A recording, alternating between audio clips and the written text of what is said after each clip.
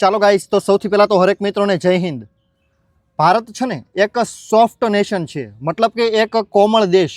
આ વસ્તુ હું નહીં પરંતુ આખું વિશ્વ, જે માણસ ગ્લોબલ ઇકોનોમી સમજતો હોય ને, કે ભાઈ આખા વિશ્વની ઇકોનોમી ઘણી ખરી સમજતો હોય ને, કે ભાઈ કયો દેશ કઈ રીતે કામ કરે છે, કયો દેશ સોફ્ટ કહેવાય અને કયો દેશ હાર્ડ કહેવાય, તો એ માણસને તમે પૂછો ને તો ઇન્ડિયા ખૂબ જ સોફ્ટ કન્ટ્રી છે. આ વસ્તુ કહે.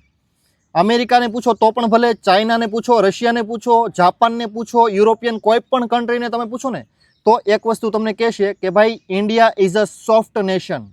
શું કામ ખબર? કેમ કે ભારતની ઉપર તમે ગમે એવો અટેક કરો ને તો 80% ચાન્સ છે કે એ તમારી ઉપર વળતો અટેક એ પ્રમાણમાં નહીં કરે. ખૂબ જ નાનો એવો જવાબ દેશે, નાનો એવો રિસ્પોન્સ. તમે આ વસ્તુ ઘણીવાર લોકો નહીં સમજે મારી, બરાબર? ઘણા લોકોને વિરોધ પણ થશે. એનું એક લાઈવ એક્ઝામ્પલ આપું ને તો શાયદ તમને પણ થશે કે નહીં, હકીકતમાં આ વાત સાચી છે ક્યાંક ને ક્યાંક. ભલે તમે ન જાણતા હોય ને તો પણ આ વાત સમજીને તમે ઘણું ખરું કહી શકો, નહીં ભાઈ સોફ્ટ નેશન તો છે તો ખરા જ તે. આ વસ્તુ કોઈ પણ માણસ નેગ્લેક્ટ ના ન કહી શકે. ગમે એવો અનુભવી હોય તો પણ ભલે, અને ભલે કાંઈ ખબર ન પડતી હોય ને તો પણ ભલે. આ વસ્તુ કહું છું.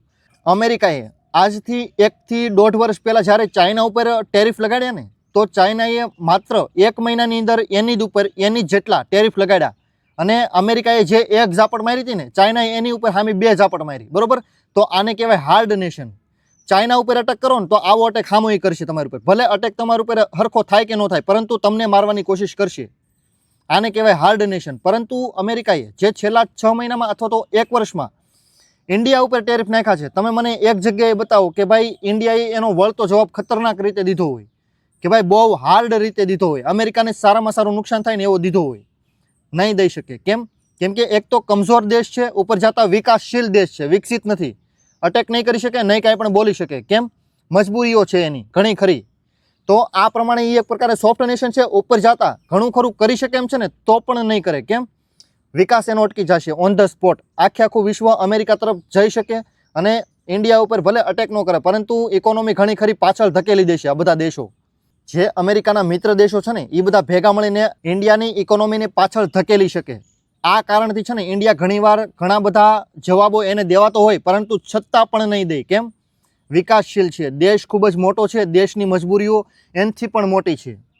આ કારણથી દેશ છે ને ઘણીવાર સોફ્ટ આન્સર આપવાની કોશિશ કરે, ગમે એ હોય.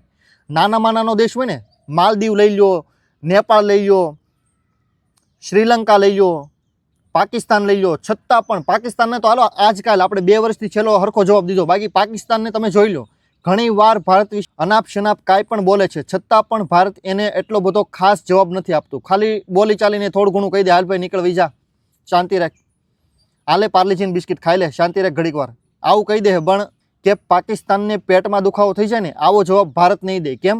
India is a soft country. ઇન્ડિયાની મજબૂરી ઘણી ખરી છે વિશ્વ લેવલે. કેમ?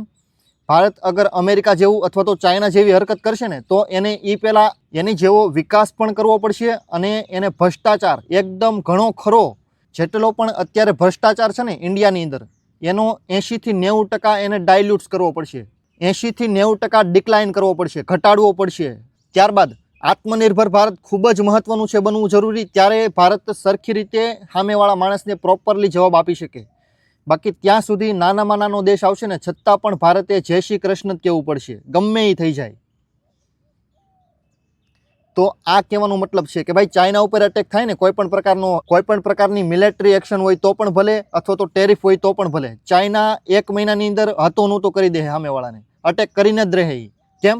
તાનાશાહી કન્ટ્રી છે એક પ્રકારે, અને ઘણો ખરો વિકાસ પણ કરેલો છે. ભલે અત્યારે ડાઉનફોલ ઉપર છે, છતાં પણ એની પાસે સફિશિયન્ટ પાવર છે કે સામેવાળાની ઓકાત દેખાડી શકે. ઇન્ડિયા પાસે એ નથી. ભલે ગમે એટલા રૂપિયા કમાઈ લે, પરંતુ જે ભ્રષ્ટાચાર છે ને, કે ભાઈ નેતા લોકો ખાઈ લે અથવા તો મોટા મોટા બિઝનેસમેન તરફથી પૈસા શિફ્ટ થાય, આ વસ્તુ નહીં અટકે ને ત્યાં સુધી ભારતની એવી કોઈ લાયકાત જ નથી કે સામેવાળા માણસને કોઈ પણ પ્રકારનો સફિશિયન્ટ આન્સર આપી શકે, કોઈ પણ માણસ. તો આ વસ્તુ ખૂબ જ મહત્ત્વની છે. આ કારણથી છે ને ભારત એક પ્રકારે સોફ્ટ કન્ટ્રી છે. એની કમજોરીઓ પણ સારી એવી છે, અને કમજોરી બનાવવામાં પણ ભારતનો જ હાથ છે.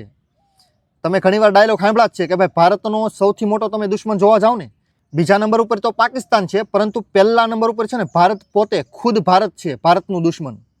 આ સાચી વાત છે, ખોટી નથી ક્યાંયથી. તમે પ્રેક્ટિકલી આંખું ખોલીને મગજ ખોલીને શાંતિથી તમે ઓબ્ઝર્વેશન કરશો ને આખા ઇન્ડિયાને, તમને દેખાશે કે ભાઈ ભારત ખુદ ભારતનું દુશ્મન છે. ભારતના વિચારધારા, ભારતના લોકો જે રીતની વિચારધારા એની ઘડી છે ને એ વિચારધારા ખુદ ભારતની દુશ્મન છે.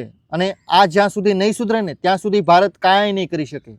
ઓકે, તો thank you so much for watching this videos and good bye.